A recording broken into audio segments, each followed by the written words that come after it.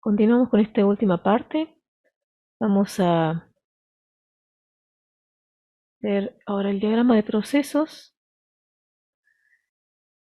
Y en este punto, ¿se acuerdan que había dos modos de escribir los procesos? Uno era a través de las actividades con el diagrama de proceso, y la otra forma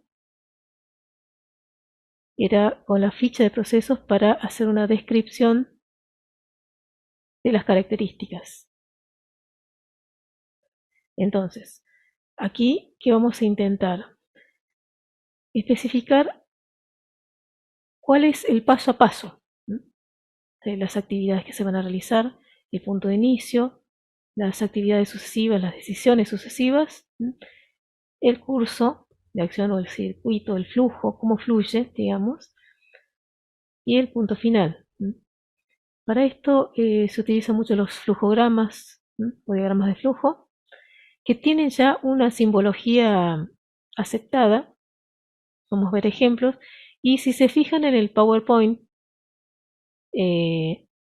cuando hacen figuras y lo despliegan, tienen todo un grupo que se denominan justamente símbolos de procesos o que ya están fijos y le explica para qué sirve cada uno de ellos también. Vamos a ir cotejando a continuación. Lo importante es también, este diagrama de proceso deja una especie de síntesis gráfica simplificada, bueno, más o menos simplificada según lo querramos, con más o menos detalle. Lo importante es tener en claro quién o quiénes son responsables y qué recursos hay que emplear.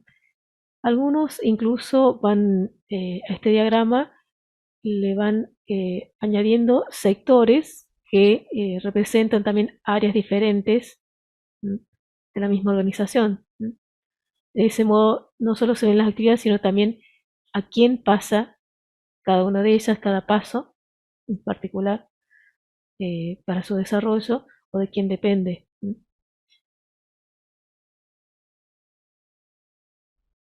Aquí tienen los símbolos más empleados, de inicio a fin, los de actividad.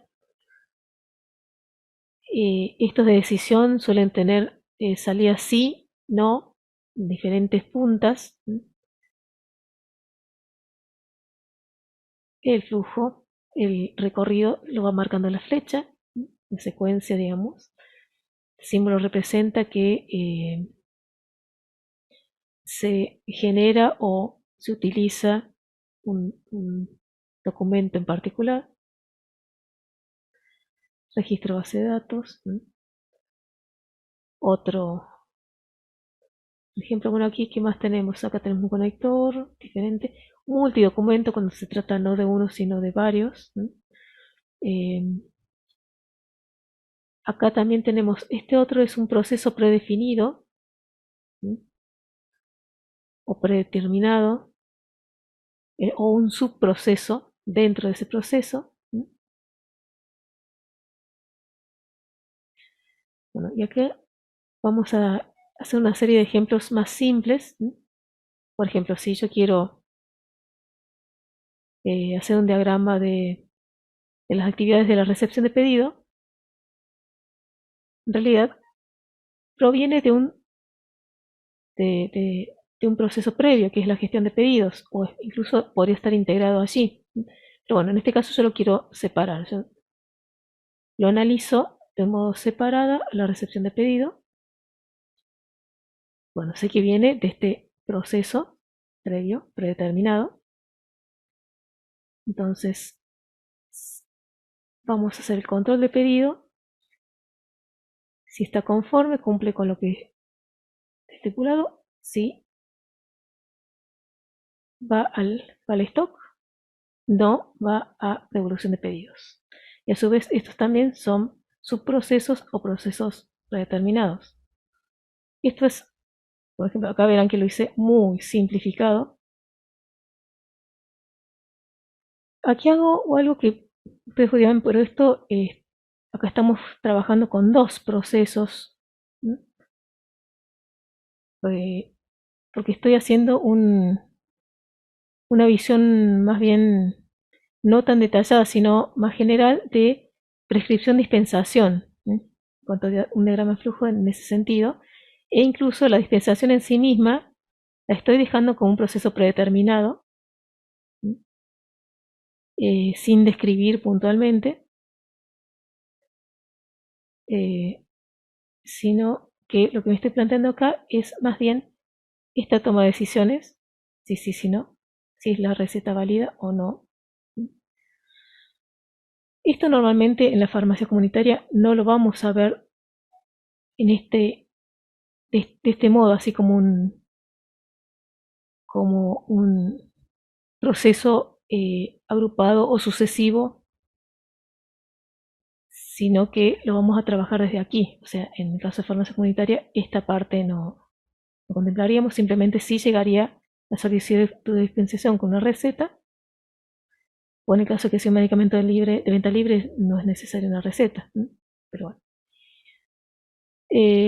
Este caso, supóngase que yo estoy en una institución, en un hospital, y estamos haciendo atención de pacientes externos que han ido por guardia o por consultorio externo y van a retirar una medicación a partir de la prescripción que le han dado en consultorio externo. Entonces, en este caso, puedo plantearme esto si es que necesito, eh, como para también dejar en claro a lo mejor cómo es este proceso como un continuo, ¿no? Desde la prescripción a la dispensación, ¿no? Y si no, también es como un ejercicio, también es esto de elaborar diagramas de flujo, es un ejercicio, ¿no? Para entender el paso a paso y cuáles son los puntos de decisión y visualizar incluso los cuellos de botella, donde se me detiene el flujo o se me demora, eh, o cuando empiezo a ver que tengo demasiadas ramificaciones y se complica mucho, o queda una actividad demorada porque tengo que volver y volver a chequear, haciendo eh, un ciclo que me hace retroceder. Entonces, es interesante hacer este ejercicio y verlo, y es más fácil incluso, de ese modo también es más fácil para explicarlo a otros y poder trabajar en equipo realmente, ¿no? Esto lo podría complementar con esto, que esto no es un diagrama de flujo, ¿no? Sino más bien es un esquema de validación de la prescripción, según la normativa de, de, de la promoción del uso del nombre genérico de los medicamentos. Entonces, tienen todas las opciones, ¿no?, posibles, qué ocurre en un caso, qué ocurre en otro, cuándo puedo reemplazar, cuándo no, cuándo se considera no prescripta. Bueno, y en todos los casos siempre debiera terminar con un registro, no un libro especial. No vamos a discutir esto, pero bueno, era como para hacer un recordatorio.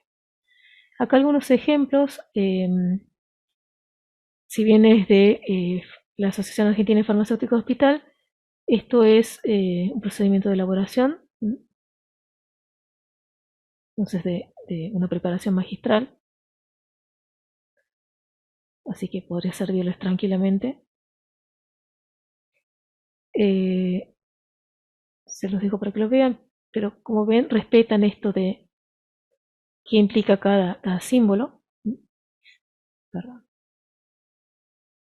nos fuimos. Aquí. Eh, las, fíjense los puntos, las tomas de decisiones, sí o no, siempre.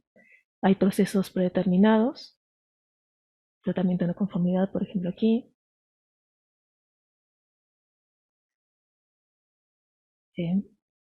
Vamos paso a paso y llegamos a un final.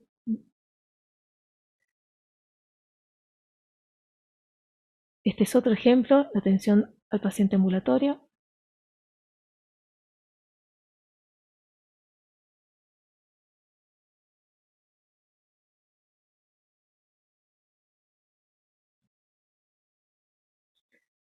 Bien, y aquí nos llevan a una dispensación de medicamento como proceso predeterminado.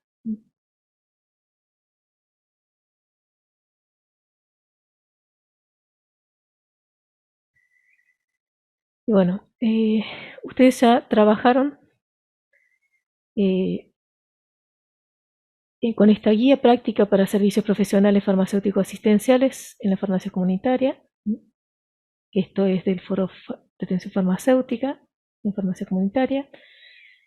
Y es muy práctico. ¿Qué les ofrece? Una descripción de procedimientos y trae algunos diagramas o esquemas, ¿no?, de cada uno de estos servicios.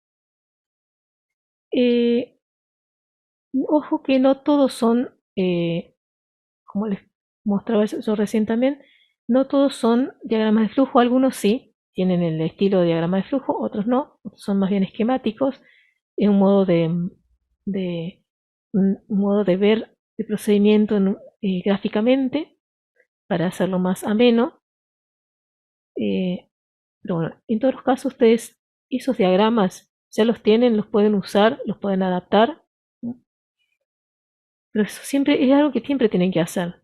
Ese ejercicio de ver si se adaptan a, a su lugar de trabajo, eh, a- al, al estilo, a la forma, a los recursos que se disponen, ¿no? Entonces, no necesitan inventar nada en particular, sino más bien tomar los ejemplos y tratar de adaptarlos para que sean útiles.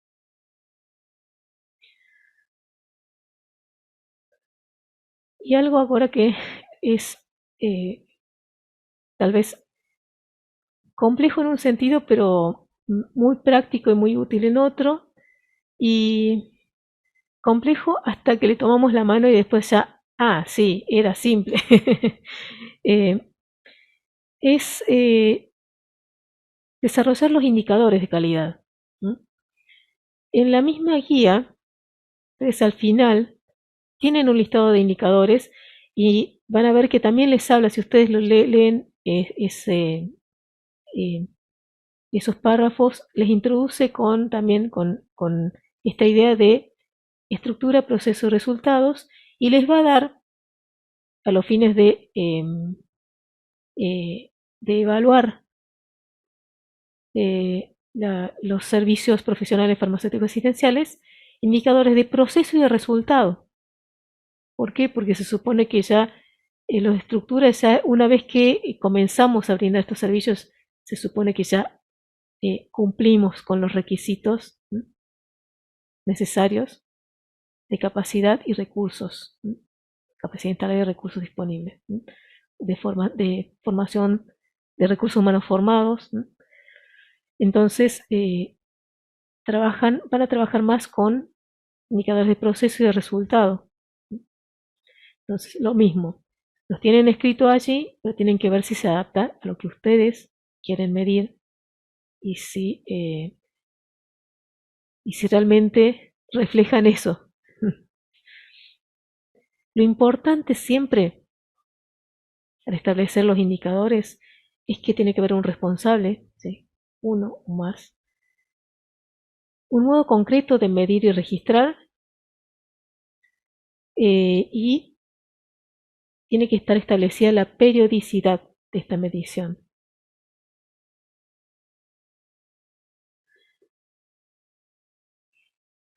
Entonces, hablamos de criterios, indicadores y estándares. Y acá volvemos al famoso ciclo de Schuhart y nos vamos a detener en verificar. Planificamos, hacemos, bueno, hay que verificar, hay que evaluar.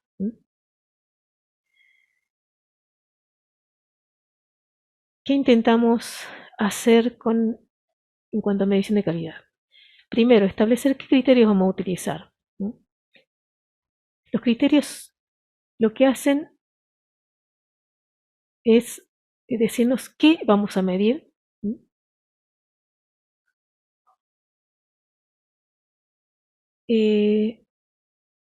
nos define qué aspecto concreto de una determinada actividad o proceso vamos a medir. Cuando ustedes buscan un poco las características que deben tener estos criterios, dice que deben ser pocos, fáciles de aprender, medibles, válidos, específicos y concretos, relevantes, razonables y aplicables, fáciles de entender e interpretar. Y no le prestamos demasiada atención, decimos, bueno, sí, sí, y seguimos de largo. Pero después tengan en cuenta esto porque después, en función de qué es lo que queremos medir, van a ser los indicadores que vamos a elaborar o construir. Y ahí es donde tenemos que tener en cuenta esto, si se va a poder interpretar fácilmente, si, si es aplicable, si no es muy complicado utilizar, si realmente me mide algo que vale la pena medir o no. Y así sucesivamente cada uno de ellos. ¿Por qué? Porque,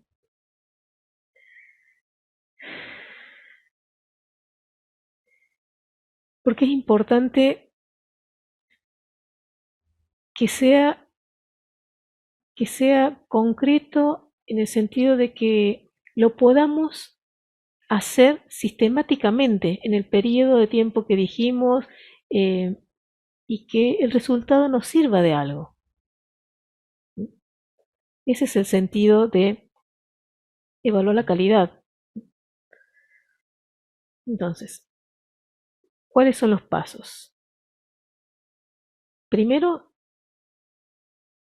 definir qué proceso vamos a evaluar. Luego, dentro de ese proceso, qué característica, qué aspecto en particular vamos a evaluar. Generalmente nos conviene hacerlo justamente con los aspectos que son más problemáticos, con los cuellos de botella, eh, o, bueno, desde dónde lo estamos viendo también es importante que lo tengamos en cuenta, y a quiénes involucra y qué rol juega cada uno de los actores que participan aquí.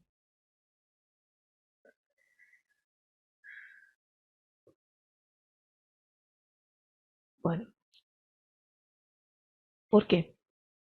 Porque el farmacéutico es el protagonista principal, por algo son servicios profesionales farmacéuticos, asistenciales, pero bueno, hay otros actores. ¿Quiénes serían los otros actores? Uno de ellos obviamente es el paciente, que es nuestro cliente final, pero de pronto puede haber un cuidador, o se trata de un medicamento que no lo va a poder tomar, que se lo tienen que aplicar, se puede haber un eh, personal de enfermería que lo tengan que administrar. Mm, de pronto, ante ya sea un error de prescripción que detectemos o algún, algún error de medicación debido a la posición en la que estamos, que vemos que nuestro paciente va a diferentes médicos y resulta que nos trae medicación que puede generar un problema, ya sea por interacciones o por duplicidad. Eh, entonces, bueno, también tenemos a los prescriptores como participantes necesarios en algunos casos. Y a su vez el paciente mismo tenemos que, recuerden que como cliente final, principal, tenemos que tratar de satisfacer sus necesidades y sus expectativas. Entonces no es lo mismo un paciente eh, joven que ante un problema de salud puntual le dan un medicamento, hace tratamiento y eh, no requiere de más servicios profesionales de nuestra parte que un paciente crónico adulto mayor, o un paciente pediátrico, que ahí vamos a interactuar, vamos a comunicarnos con su padre o su madre o un tutor o un cuidador. Eh, bueno, en función de eso es que tenemos que tener en claro entonces cuáles son las necesidades y cuáles son las expectativas también de nuestros clientes. Bueno, una vez que definimos proceso, qué aspecto en particular, eh, desde dónde lo estamos midiendo, quiénes participan, vamos a decir, bueno, concretamente entonces ese aspecto, ¿cómo lo vamos a medir? Indicadores y estándares que hacen, que miden de un modo simple y por comparación el grado de calidad alcanzado. Entonces, los indicadores nos dicen cómo se va a medir, los estándares contra qué lo comparamos, cuál es el valor óptimo. Este es un poco el logro de los objetivos, se tiene que reflejar en los estándares, pero es decir que estamos midiendo cuál es el piso de calidad que queremos alcanzar y por qué ojo con las unidades. Porque si estamos comparando, tenemos que estar comparando los mismos. Entonces no podemos decir cantidad de y después decir porcentaje estándar. No, o medimos en porcentaje el indicador y tenemos en porcentaje el estándar, o ponemos una cantidad y una cantidad, o decimos cumple o no cumple. Eh, en eso tenemos que tener mucho cuidado. Es decir, planteémonos eh, en algún ejemplo concreto, bueno, qué proceso me voy a, me voy a enfocar. Entonces, supongamos que hablamos de dispensación, bueno, de qué aspecto en particular, qué característica, qué aspecto en particular de la dispensación, ¿no?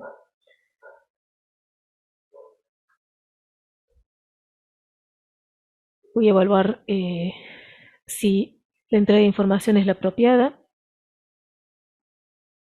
junto a la medicación, si cuenta con información apropiada, por ejemplo, o voy a analizar si la prescripción es adecuada, o el aspecto que voy a analizar es la validación de esa prescripción para este paciente.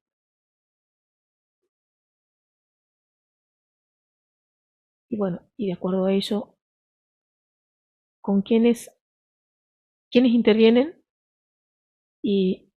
o participan en este aspecto particular que estoy analizando. Entra en la validación de la prescripción, donde indirectamente interviene el prescriptor, o estoy trabajando ya eh, en los conocimientos que tiene el paciente sobre el uso de la medicación. Entonces es una relación entre el paciente y el profesional farmacéutico. Algo que ayuda mucho a dejarnos en claro qué queremos medir, qué medimos, es por qué lo vamos a medir. ¿Por qué quiero medir esto?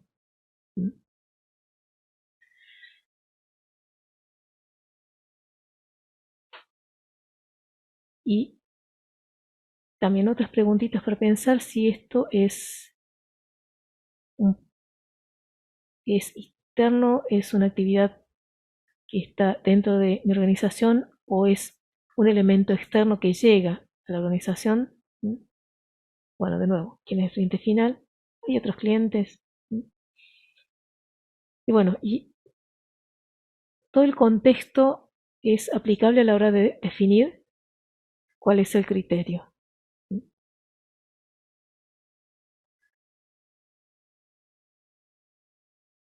Ya cuando nos planteamos qué es lo que vamos a medir, en el indicador, con el indicador decimos cómo lo vamos a medir. Entonces, ¿qué unidades puedo utilizar? Y acá pueden ser diferentes unidades. ¿Podemos hacer una fórmula? Sí. ¿Es necesario que hagamos una fórmula? No. Con un simple sí o no puede ser suficiente. Si lo expreso claramente es cumple o no cumple. Y es marcar, a veces es marcar un checklist de decir sí, no, diferentes aspectos. Después otra cosa que tengo que ver es si a lo mejor en mi actividad cotidiana estoy recogiendo un dato que me permite medirlo automáticamente. No requiero energía adicional para eh, tomar este indicador, medir con este indicador. Y lo otro que tengo que definir es según el indicador que sea, cada cuánto lo voy a medir. Y lo otro también es en qué momento lo mido. O sea, cada cuánto y en qué momento lo mido. Hay bueno, por ejemplo, fuera de lo que son servicios farmacéuticos, servicios profesionales farmacéuticos asistenciales, ¿no? Pensando en otro tipo de actividades, ¿no? Cuando hacemos un control de stock y el criterio sea control de vencimientos, por ejemplo. Bueno, control de vencimientos como criterio, ¿cuál va a ser el indicador? Qué puedo plantearme? ¿Cuántos medicamentos vencidos tengo en el stock? Puedo plantearme ese número solo, puedo plantearme ese número en relación al total de medicamentos que tengo en el stock, y ahí es donde va si voy a usar una fórmula o no. ¿Y cada cuánto lo voy a hacer? Bueno, esto depende del sistema que tenga, ¿no? De devoluciones y de tratamiento de los vencidos. Otro caso es cadena de frío. Y supóngase que yo haga control de funcionamiento de la heladera.